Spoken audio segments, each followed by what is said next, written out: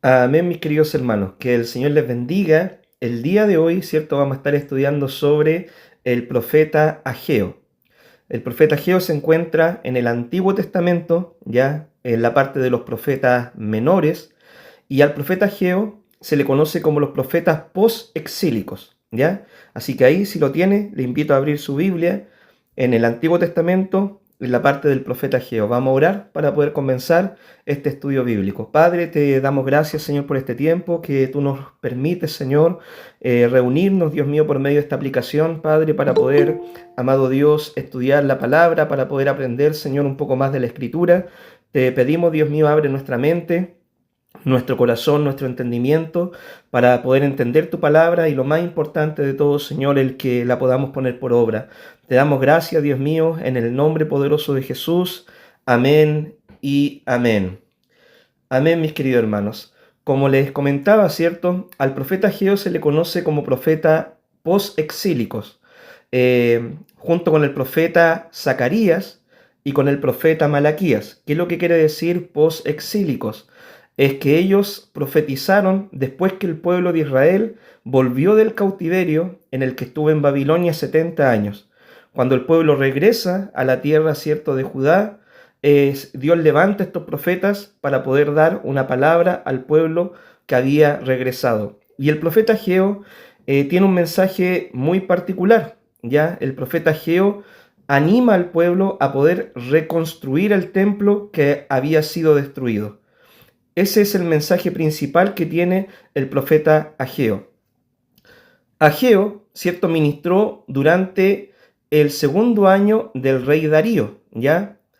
Y los judíos habían estado cautivos en Babilonia durante 70 años. Pero en el año 538 el rey Ciro permitió que volvieran, ¿cierto?, los judíos a su tierra y les dio una tarea de poder reedificar el templo. Pero cuando ellos volvieron los judíos a su tierra se encontraron con mucha oposición. Muchas personas de los pueblos vecinos se levantaron y pararon la obra. La cosa es que ellos no pudieron reconstruir el templo de forma inmediata. Estaba el deseo, estaba el anhelo, pero los otros pueblos se opusieron y entonces pararon la obra. Y la obra estuvo parada por muchos años. Y es entonces ahí donde Dios, ¿cierto?, en un momento levanta al profeta Ageo con un mensaje de exhortación al pueblo para que ellos retomaran la tarea de la reconstrucción del templo y renovaran su compromiso espiritual con el Señor. Ahora le invito, ¿cierto?, a abrir su Biblia en Ageo capítulo 1 y dice así la palabra del Señor.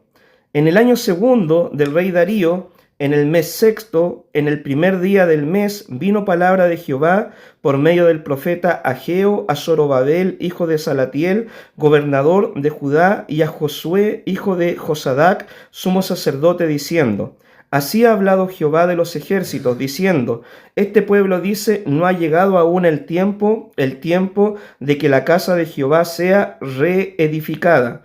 Entonces vino palabra de Jehová por medio del profeta Ageo, diciendo: Es para vosotros tiempo, para vosotros de habitar en vuestras casas artesonadas, y esta casa está desierta, pues así ha dicho Jehová de los ejércitos: meditad bien sobre vuestros caminos, sembréis mucho y recogéis poco, coméis y no os saciáis, bebéis y no quedáis satisfechos, os vestís y no os calentáis, y el que trabaja a jornal recibe su jornal en saco roto.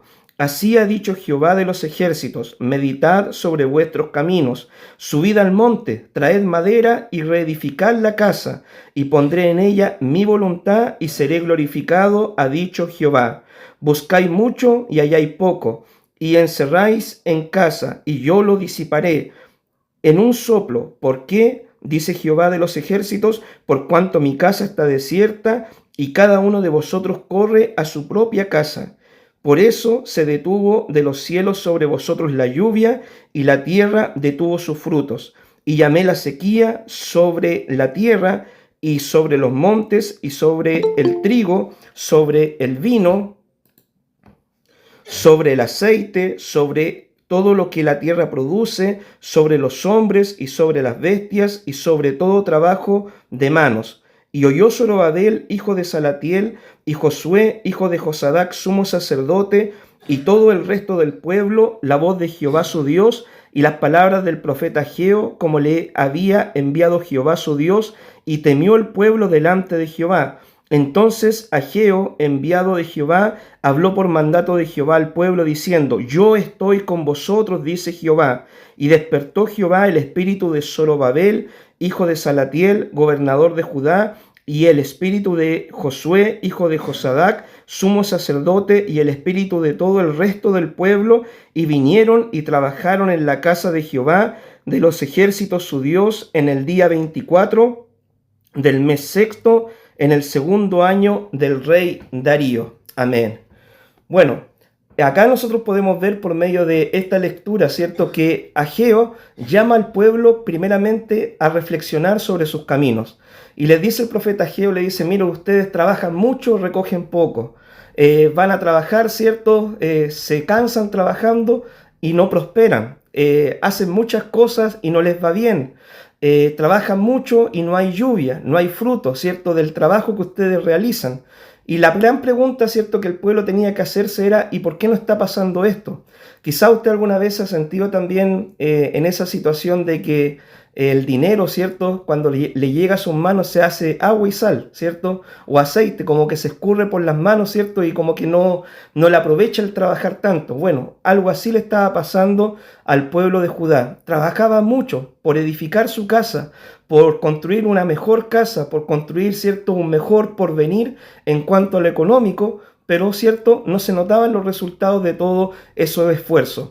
Ellos estaban dando prioridad a sus casas, ¿cierto?, a sus familias, a sus hogares, pero había algo que estaba sucediendo. La casa de Dios, el templo de Dios, no estaba siendo reedificado, el templo de Dios no estaba siendo construido, el templo de Dios estaba siendo abandonado. Y curiosamente, ¿cierto?, eso es lo que pasa muchas veces también en el día de hoy. Hay muchas personas que se esfuerzan en lo secular, que se esfuerzan, ¿cierto?, en sus trabajos materiales por lograr cosas, comprarse un auto, comprarse una casa, sacar una carrera, sacar otra carrera, y muchas veces se enfocan, ¿cierto?, en las cosas secundarias, pero su vida espiritual, ¿cierto?, lo que es su relación con Dios, lo que es su ministerio, en muchas oportunidades, lo que es su llamado de parte de Dios, lo van dejando relegado a un segundo, tercer y cuarto lugar en sus vidas. Eso mismo le estaba pasando al pueblo. Trabajaban mucho, pero la obra de Dios, ¿cierto?, la estaban descuidando. Ageo, ¿cierto?, les declara que a pesar de que ellos trabajaran muy duro por ellos, era como si les pagaran en un saco roto, no les rendía el dinero. Ellos trabajaban y pensando que trabajando más, ¿cierto?, iban a tener un mejor porvenir. Pero era como que no les rindiera, era como que no tenían felicidad, era como que algo les faltaba, ¿cierto?, en su vida, en su familia, en sus hogares. Y muchas veces, mis queridos hermanos, eso es lo que pasa hoy en día también en la vida de muchos cristianos. Hay muchos cristianos que trabajan mucho, ¿cierto?, en lo material, pero sus vidas se sienten vacías. Hay muchos cristianos, ¿cierto?, que trabajan mucho por obtener logros económicos, logros materiales, pero su vida espiritual va fracasando.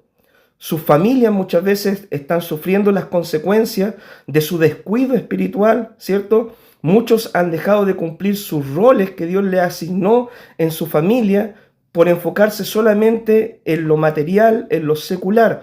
Ahora, que se entienda, no es malo, mi querido hermano, de que nosotros, ¿cierto?, tengamos que trabajar. De hecho, es un mandato bíblico que nosotros tengamos que ganarnos el pan con el sudor de nuestra frente, pero en todo tiene que haber un equilibrio, mis queridos hermanos, ¿ya? Nosotros debemos trabajar, pero no debemos descuidar nuestra relación con Dios. Nosotros debemos proveer para nuestra familia, pero no debemos, ¿cierto?, tomar quizás un trabajo que nos va a apartar de Dios, que nos va a apartar de nuestra familia, que va a enfriar nuestra relación con Dios. Nosotros debemos aprender a meditar en nuestros caminos y tener la madurez espiritual para darle la prioridad al Señor, ¿cierto?, sobre todas las cosas, y confiar en aquella promesa que el Señor nos hace a nosotros y nos dice de que si buscamos su reino en primer lugar, Él se va a encargar de todo lo demás. Dice la palabra de Dios, ¿cierto? De que muchas veces los gentiles o las personas que no conocen a Dios se enfocan en buscar solamente el sustento, el abrigo, lo material. Y dice, Dios conoce la necesidad de cada uno de nosotros. Mas buscad primeramente el reino de Dios y su justicia, y todo lo demás les será añadido como consecuencia de tu relación personal con el Señor. Dios, mi querido hermano, es Padre. Y Dios no te va a dejar pasar hambre, Dios te va a proveer, Dios te va a sustentar, Dios te va a abrir puertas de trabajo, Dios te va a bendecir en lo que tú puedas necesitar en tu vida material. Pero en primer lugar, tú debes buscar el reino de Dios y su justicia para que Dios, ¿cierto?, pueda hacer todo lo demás en tu vida. El pueblo, ¿cierto?, cuando el profeta le llama la atención, el pueblo escucha la exhortación del profeta. Hicieron caso, prestaron oído y comenzaron, ¿cierto?, a reedificar la casa del Señor. Y qué bonito es, mis queridos hermanos, cuando uno da una enseñanza, da una predicación, un estudio, una palabra y las personas hacen caso, ¿ya? Porque muchas veces nosotros oímos muchas enseñanzas. O también ha pasado el caso de que uno conversa con algunos hermanos y la gente dice, no, pero si yo sé lo que tengo que hacer, si yo sé lo que Dios me pide, si yo sé lo que Dios me manda. Pero la gran pregunta es, ¿y lo estás haciendo? ¿Lo estás poniendo por obra? ¿Estás obedeciendo al Señor? Una cosa es saber y otra cosa, ¿cierto?, es accionar lo que Dios nos pide por medio de su palabra. Por ejemplo, si usted tiene un niño en la casa, ¿cierto?, y usted le dice a su hijo, anda a ordenar tu dormitorio, ¿ya? Y el niño sabe de que usted lo mandó a ordenar su dormitorio, a ordenar su pieza. Y si el niño, ¿cierto?, no le hace caso, el niño sabe que tiene que hacer eso. Pero lo que usted espera no es solamente que él lo sepa, sino que el niño le pueda obedecer y haga caso, ¿cierto?, al mandato de sus padres. Es lo mismo con nuestra relación con Dios. Dios nos enseña lo que Él pide de nosotros, pero también Dios espera que nosotros obedezcamos su palabra. O como dijo cierto Santiago, no ser solamente oidores olvidadizos, sino poder ser hacedores, ¿cierto?, de la palabra del Señor. Acá el pueblo escuchó la exhortación del profeta, dejó, ¿cierto?, un poquito sus cosas personales de lado y comenzó a trabajar en la obra de Dios, comenzó a reedificar el templo de Jehová. Cuando Dios, ¿cierto?, no es la prioridad, mi querido hermano, en la vida nuestra, ¿cierto?, todas las demás cosas se van a ver afectadas. Por ejemplo, acá vemos de que el pueblo trabajaba mucho, ya, pero recogía poco fruto. Y muchas veces, ¿cierto?, pasa el caso de que las personas, por no darle la prioridad al Señor en su vida espiritual, muchas veces su salud se ve afectada, muchas veces su familia se ve afectada, muchas veces su economía se ve afectada, muchas veces, ¿cierto?, sus relaciones personales se ven afectadas, porque en la Biblia hay un orden, ¿ya? Y el orden de Dios es que nosotros a Dios le demos la prioridad en nuestra vida. Él tiene que ser el principal, Él tiene que ser el dueño de nuestro corazón, Él tiene que estar en el centro de nuestra vida y todo lo demás debe girar, ¿cierto?, en torno al Señor. ¿Por qué? Porque si nosotros ponemos cualquier otra cosa, mis queridos hermanos, antes que al Señor, ¿cierto?, en nuestra vida, ya sea, por ejemplo, el trabajo, la diversión, el tiempo libre, el descanso, lo que usted quiera, un partido de fútbol, una novela, lo que usted ponga, antes que al Señor, eso es un pequeño ídolo en su vida.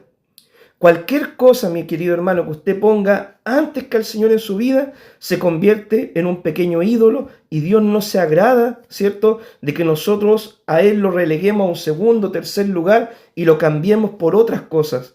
De hecho, en los 10 mandamientos la palabra de Dios dice, no te harás ídolo, ¿cierto? Y al Señor tu Dios adorará y solamente a Él servirás. Dios quiere ser la prioridad en tu vida personal. Dios quiere ser la prioridad, ¿cierto?, en tu corazón. Y que todo lo demás pueda girar en torno al Señor.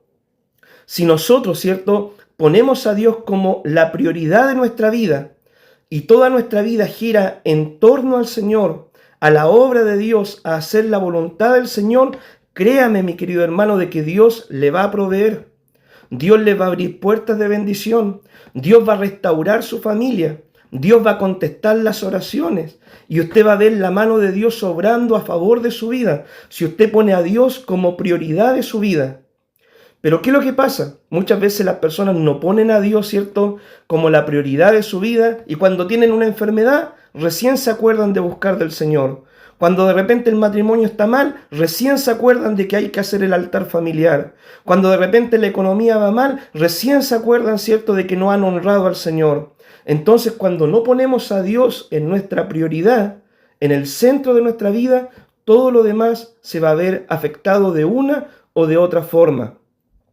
En la obediencia está la ganancia, mi querido hermano. Si nosotros obedecemos al Señor, honramos al Señor, servimos al Señor con toda nuestra mente, nuestro corazón, nuestra fuerza, tenemos una relación personal con el Señor basada en la palabra y en obedecer lo que Él nos pide en su palabra, todo lo demás, ¿cierto?, se va a convertir en una bendición en nuestras vidas. Obviamente van a venir problemas o situaciones, pero va a tener usted siempre la seguridad de que Dios lo va a sacar más que vencedor, de que Dios le va a dar la salida, de que Dios lo va a ayudar, de que quizá hoy día no hay, ¿cierto?, en la mesa, pero mañana Dios proveerá, en que quizás, ¿cierto?, usted está enfermo, pero Dios lo va a sanar, en que quizás, ¿cierto?, usted necesita algo, una oración contestada, quizá hoy día no lo ve, pero usted confía de que Dios lo va a hacer. ¿Por qué? Porque usted ha puesto a Dios como la prioridad de su vida. Usted ha hecho de Jehová el pastor de su vida. Y como dice la palabra del Señor en el Salmo 23, si Jehová es mi pastor, nada me va a faltar. Es tiempo, mi querido hermano, ¿cierto? Esta palabra nos invita a reflexionar de que es tiempo de dejar las excusas de lado, ¿ya? A dejar los pequeños ídolos en nuestra vida y a poner a Dios en la prioridad, ¿cierto?, que Él quiere estar en la vida, en el corazón, en la familia de cada uno de nosotros. Mi querido hermano, lamentablemente, si Dios no es la prioridad de su vida, usted lo único que tiene es una religiosidad y una vida espiritual tibia y vacía. Si Dios no es la prioridad de su vida, usted, ¿cierto?, lo único que tiene es una apariencia de religiosidad y una vida espiritual tibia. Y eso es lo que Dios, por ejemplo, le criticó a la iglesia de la Odisea, ¿cierto?, en el Nuevo Testamento, y le dice, mira, tú dices que eres rico, ¿cierto? Has trabajado por ti, eres rico, has progresado, has prosperado, pero delante de mí eres un ciego, desvesturado, miserable, pobre, desnudo. Por eso te aconsejo que compres de mí oro refinado, ¿cierto? Que compres vestiduras blancas y empieces a hacer los cambios en tu vida, ¿cierto? Para que yo sea una prioridad en ti. El Señor, como le dijo a la iglesia de la Odisea, está a la puerta llamando. Y nosotros debemos abrir la puerta de nuestro corazón y dejar que el Señor tome su lugar en nuestra vida, en nuestra familia, en nuestro hogar y en todo, ¿cierto?, lo que es nuestra vida, ¿cierto?, nuestro entorno. Si nosotros le damos la prioridad al Señor, Dios se va a glorificar en nosotros. Mire, yo estaba buscando un ejemplo para poder ilustrarle este punto. Y se me vino a la mente, ¿cierto?, la historia de un joven que yo conocí, que él obviamente quería progresar en su vida económica, quería que le empezara a ir bien, le empezara a ir mejor, y un día, ¿cierto?, le ofrecen un trabajo en el norte, ¿ya? Él iba a tener que dejar a su familia por varios días, ¿cierto?, algunas semanas. Él iba a tener que dejar de congregarse en la iglesia. En la iglesia él tenía cargos de liderazgo, ¿cierto? Tenía cargo en ministerio también, pero usted sabe, ¿cierto? Le ofrecían una buena cantidad de dinero, una suculenta suma de dinero todos los meses, pero también, ¿cierto?, como todo tiene una letra pequeña, las consecuencias eran dejar la iglesia, dejar el liderazgo, dejar el ministerio y dejar a su familia. Él fue a trabajar, estuvo mucho tiempo trabajando y ganaba bastante bien. Le iba mucho mejor que cualquiera de nosotros que estamos en esta sala el día de hoy. Pero cuando él terminó, ¿cierto?, su faena, se acabó el contrato, se cerró esa puerta laboral, en su regreso se encontró de que ya no tenía una relación personal con el Señor, se encontró con un divorcio en su familia, se encontró de que tuvo que repartir los bienes materiales, ¿cierto?, que él había adquirido por medio de su trabajo, y se encontró vacío, desilusionado. ¿Por qué? Porque no le dio la prioridad al Señor. Y eso es lo que pasa muchas veces con las personas hoy en día, ¿ya? Cambian al Señor quizás por un mejor porvenir, por tener más recursos económicos, por tener más comodidades, ¿cierto?, en la casa, pero su relación personal con Dios se va enfriando, se va entibiando y Dios pasa a ocupar un segundo, tercer y cuarto lugar. Y eso no quiere el Señor que sea en tu vida. Dios quiere ser la prioridad en tu corazón, en tu vida, en tu familia. Si tú pones a Dios en el primer lugar de tu vida, todo lo demás será bendecido. Veamos ahora, ¿cierto?, el segundo punto, tercer punto ya, manos a la obra. Cuando Dios le da la exhortación al pueblo, obviamente los líderes, ¿cierto?, son los primeros en obedecer la voz del Señor, y los líderes Zorobabel y Josué, ¿cierto? Zorobabel era el gobernador que estaba en ese tiempo con los judíos, y Josué estaba a cargo del sacerdocio, era el sumo sacerdote. Ellos oyeron la palabra del Señor y empezaron a poner manos a la obra para poder reedificar el templo de Jehová. Como resultado, ¿cierto?, de esto, de esta respuesta que dieron los líderes, Dios le dijo: yo voy a estar con ustedes, yo los voy a respaldar, los voy a bendecir, ¿cierto? Yo voy a estar en el trabajo que ustedes van a realizar. La obediencia, ¿cierto?, de estos líderes, ¿cierto?, del gobernador y del sumo sacerdote, movilizó al resto del pueblo, ¿cierto?, de los judíos, para que todos empezaran a trabajar en reedificar la casa del Señor. Y mi querido hermano, el liderazgo es clave, ¿cierto?, para que nosotros podamos realizar el trabajo y la obra del ministerio en la iglesia. El liderazgo debe movilizar, debe motivar, ¿cierto?, a los miembros de sus ministerios para hacer el trabajo que Dios nos ha dejado. Dios, ¿cierto?, a todos nos habla, pero en la iglesia el Señor ha puesto líderes también, y ellos deben ser clave, ¿cierto?, para movilizar el trabajo del ministerio de la obra del Señor. Ser líder, ¿cierto?, del pueblo no es solamente para ostentar un cargo, no es solamente, ¿cierto?, para tener algo de reconocimiento por un nombramiento. Ser líder es un llamado a poder servir en la obra del Señor y poder organizar el trabajo de la iglesia. Ya la palabra de Dios nos habla, ¿cierto?, en el Nuevo Testamento, y nos dice que los líderes, ¿cierto?, son dignos de doble honor. Aquellos que trabajan en el diaconado, o aquellos, ¿cierto?, que trabajan también en lo que es la enseñanza de la palabra, ¿cierto?, en el gobierno de la iglesia, son dignos de doble honor. El líder, mi querido hermano, es la clave para movilizar el trabajo de la iglesia y para que la iglesia, ¿cierto?, pueda organizarse, pueda trabajar, pueda crecer y podamos conseguir, ¿cierto?, avanzar en la obra del Señor. Mi querido hermano, cuando yo llegué, ¿cierto?, acá a Talcahuano, ya había mucho trabajo por hacer, había muchas tareas que desarrollar. Yo me acuerdo que cuando llegué acá, una de las primeras cosas que había que hacer, había que regularizar el templo. Había también, ¿cierto?, que arreglar el techo, ¿cierto? Había que poner cerámico en el frente. Se necesitaban elementos, ¿cierto?, en el templo para poder que se desarrollara la tarea normal de la iglesia. Todo eso en cuanto a lo que es trabajo material, ¿cierto? Entonces, junto con el liderazgo nos organizamos, ¿cierto? Empezamos a planificar, a hacer reuniones de liderazgo. ¿Qué es lo que podemos regalar a la iglesia este año? ¿Qué actividades podemos hacer? ¿Qué reparaciones podemos hacer? Y hasta el día de hoy, ¿cierto?, nosotros realizamos muchas veces esas reuniones y decimos en qué más podemos avanzar. Como líderes, ¿cierto?, nosotros somos clave para poder movilizar el trabajo y el avance de la obra del Señor. ¿Por qué? Porque de repente, si es que nadie dice, bueno, hay que reparar esto, hay que arreglar esto otro, tenemos que comprar esto, ¿cierto? Si nadie lo dice, si un líder no lo dice, no se hace. Pero el líder, ¿cierto?, está allí en ese cargo para poder movilizar el trabajo. Si tú eres líder de algún departamento, niños, jóvenes, de las damas, varones, ¿cierto?, de la música, tu trabajo es clave para movilizar a los miembros de tu ministerio para que la iglesia pueda seguir trabajando. Hablamos, ¿cierto?, de lo que es lo material, pero también es clave movilizar a la iglesia en lo que es el trabajo espiritual, ¿ya? En la oración, en la búsqueda del Señor, en leer la palabra, en estar congregándose, en evangelizar, en poder servir al Señor.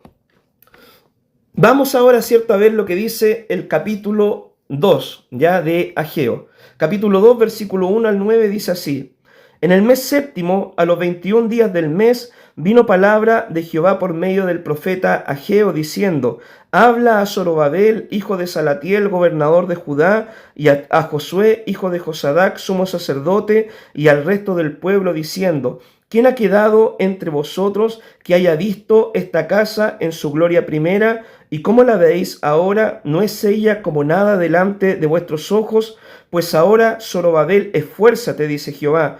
Esfuérzate también, Josué, hijo de Josadac, sumo sacerdote, y cobrad ánimo, pueblo todo de la tierra, dice Jehová, y trabajad, porque yo estoy con vosotros, dice Jehová de los ejércitos.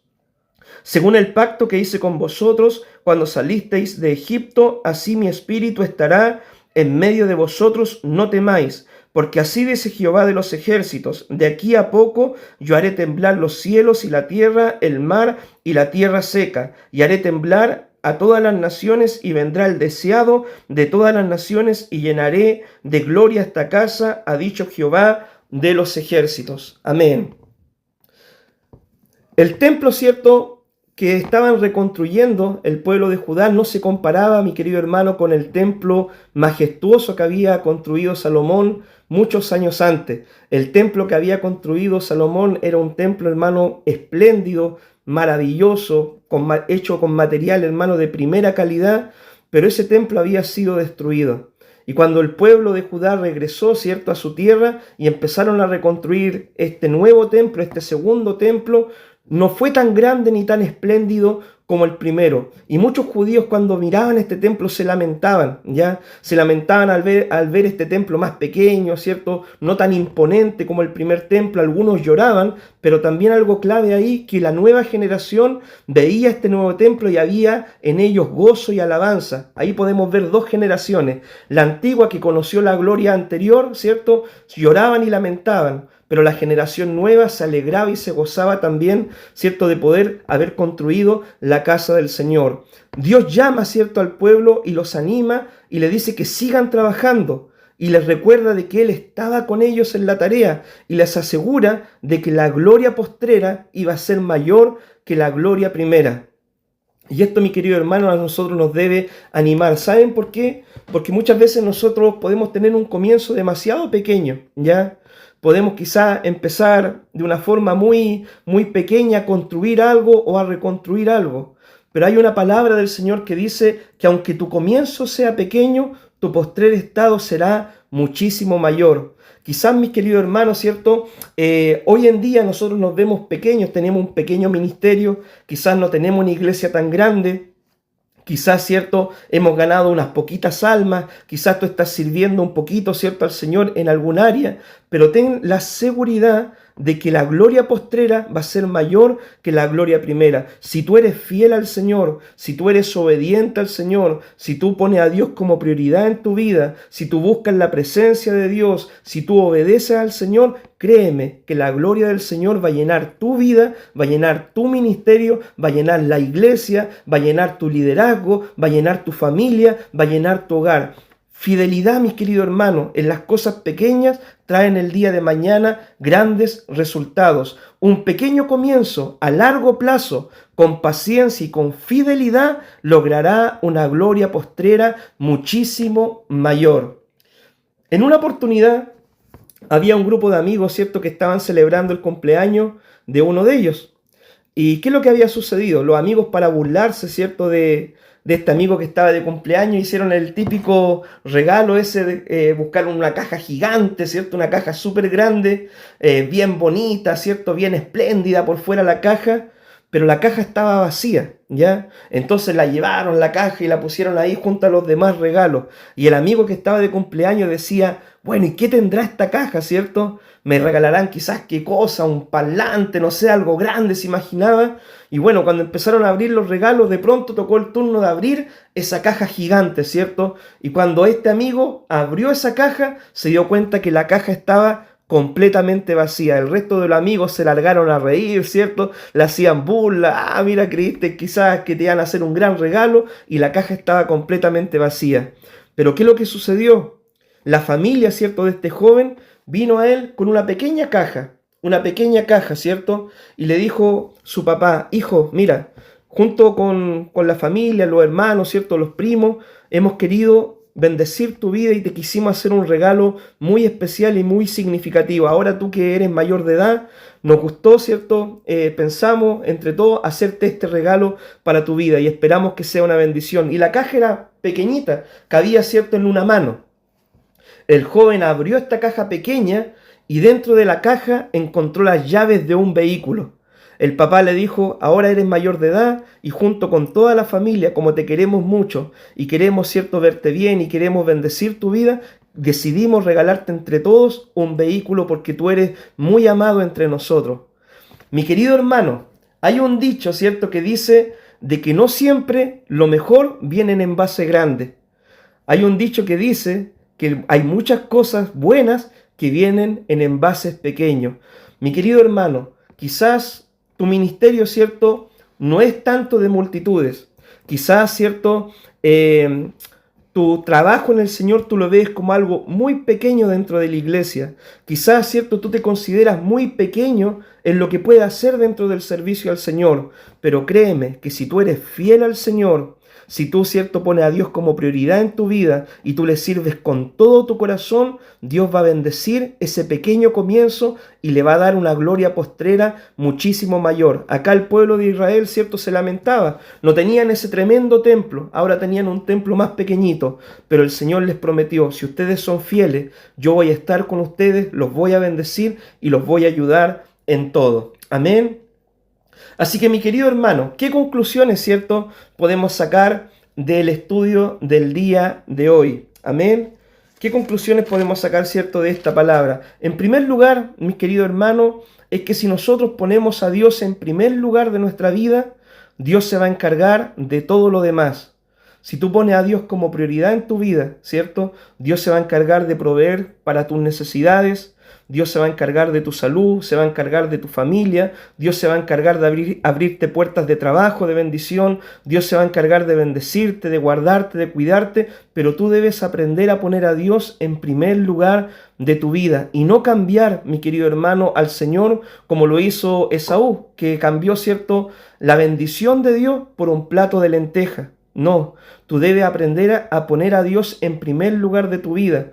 Todos debemos trabajar. Todos debemos, ¿cierto?, cumplir nuestras responsabilidades y proveer para nuestra familia. Pero cuidado, cuando muchas veces aparecen esas ofertas de trabajo donde, ¿cierto?, tú tienes que dejar de congregarte, dejar de ver a tu familia, dejar de buscar del Señor, que no puede orar con regularidad. Cuidado con eso, porque muchas veces, ¿cierto?, eso que aparenta ser una bendición, muchas veces no lo es porque viene disfrazado. ¿Qué otra conclusión sacamos? Es que los líderes, ¿cierto?, y los miembros de la iglesia son clave si es que obedecen al Señor. Si nosotros obedecemos la voz de Dios y nos movilizamos a trabajar en la obra del Señor, ¿cierto?, vamos a poder hacer un gran trabajo para el Señor. Así que les invito, ¿cierto?, a todos los líderes y los miembros a tener los oídos atentos y poder, ¿cierto?, obedecer lo que Dios nos manda. Dios nos pide ahora trabajar en su obra, trabajar en su viña, meditar en nuestros caminos, ¿cierto?, y ponerlo a Él en primer lugar de nuestra vida, de nuestro corazón. Otro principio es que no nos desanimemos, ¿cierto?, por los pequeños comienzos. Un gran compromiso a largo plazo, mi querido hermano, va a provocar grandes resultados. Los pequeños comienzos, ¿cierto? Todo empieza pequeño. Dice la palabra del Señor, por ejemplo, que el Evangelio era como una semilla de mostaza, la más pequeña de las semillas, que fue sembrada, ¿cierto? Y creció hasta convertirse en un árbol y llenó todo. Amén. Así también, pequeños comienzos, con fidelidad y con compromiso, se convertirán el día de mañana en grandes resultados. Otra palabra, ¿cierto? Otra conclusión que sacamos de este estudio es que la presencia de Dios es clave, mi querido hermano, en nuestra vida, ¿cierto? Y en nuestro templo. No sacaríamos nada con tener un tremendo templo si la gloria del Señor no estuviera allí. El primer templo fue destruido, ¿por qué? Porque el pueblo de Dios había abandonado a Jehová. El pueblo de Dios tenía un tremendo templo, majestuoso, hermoso, espléndido, pero el pueblo de Dios vivía en total desobediencia a lo que Dios les pedía en su palabra. Y como castigo, como disciplina, ese templo fue destruido. Ahora, es cierto, tenían la oportunidad de volver a construir un templo, pero Dios lo que les pide ahora es que sean fieles para poder vivir bajo la bendición del Señor. Ageo, mis queridos hermanos, nos anima a nosotros en nuestra vida, ¿cierto? A mirar nuestros caminos, a mirar nuestra vida, a dejar de cambiar, mis queridos hermanos, las cosas secundarias, ¿cierto? Por la prioridad que debe ser el Señor. Ageo nos invita, mi hermano, a no vivir, ¿cierto?, una religiosidad, ¿ya? A no vivir un cristianismo nominal, a no vivir, ¿cierto?, una relación con Dios como si Dios fuera algo más solamente en nuestra ocupada agenda de todos los días. Ageo nos invita, ¿cierto?, a poner a Dios en el primer lugar de nuestra vida, a que Dios sea la prioridad de nuestra vida, a que podamos honrar al Señor con todo nuestro corazón, a que podamos servir al Señor con pasión, con fervor. ¿Por qué? Porque Dios se va a encargar de bendecir nuestro trabajo, de bendecir nuestra familia, de bendecir nuestro hogar. Pero si nosotros, mis queridos hermanos, hacemos el cambio y dejamos, ¿cierto?, a Dios en un segundo, tercer, cuarto lugar y vivimos simplemente una religiosidad y una vida espiritual tibia y vacía, créame, ciertamente que tarde o temprano eso nos va a terminar alejando del Señor y podemos perderlo todo si no tenemos a Dios como prioridad en nuestra familia. Ponga, mi querido hermano, a Dios en el primer lugar de su vida, viva bajo la bendición de Dios y se va a dar cuenta, ¿cierto?, de lo hermoso y precioso que es tener una relación con Jesús viva y vital cada día. Que Dios les bendiga, mis queridos hermanos, y este es el estudio del día de hoy. Amén. Vamos a orar ya para poder entregar este estudio bíblico. Y le invito, ¿cierto?, a cerrar sus ojos y poder conversar con el Señor y poder decirle: Señor Jesús, bendito Dios, te pido, Señor, que ocupes el primer lugar en mi vida, Señor. Amado Dios, perdóname, Señor, si quizá he puesto otras cosas, Dios mío, antes que ti, Señor. Perdóname, Dios mío, cuando le he dado prioridad, Señor, a otras cosas en vez de buscar tu presencia. Perdóname, Señor, cuando muchas veces, Señor, he priorizado el cansancio, la flojera, he priorizado actividades secundarias y he dejado de adorar tu nombre, he dejado de congregarme, he dejado de servirte, he dejado de hacer tu voluntad, he dejado de hacer lo que tú me mandas por medio de tu palabra, aún sabiendo, Dios mío, lo que tú me enseñas, Señor, por medio de la Escritura. Perdóname si no he sido obediente, Señor, a la exhortación que tú me das. Perdóname, Señor, bendito Dios, y ayúdame a ponerte en prioridad en mi vida, que tú seas el centro de mi vida, de mi corazón, que todo gire en torno a ti, Señor, Padre, porque tú dijiste, Señor, si buscamos tu reino y tu justicia, todo lo demás será añadido y todo lo demás será bendecido. Padre, que podamos vivir, ¿cierto, amado Dios, como tú, siendo la prioridad nuestra, para que tú bendigas nuestra familia, nuestro hogar, nuestro trabajo y todo lo que nosotros podamos hacer. En el nombre de Jesús te pedimos todo. Amén y amén. Amén, mis queridos hermanos, que el Señor les bendiga.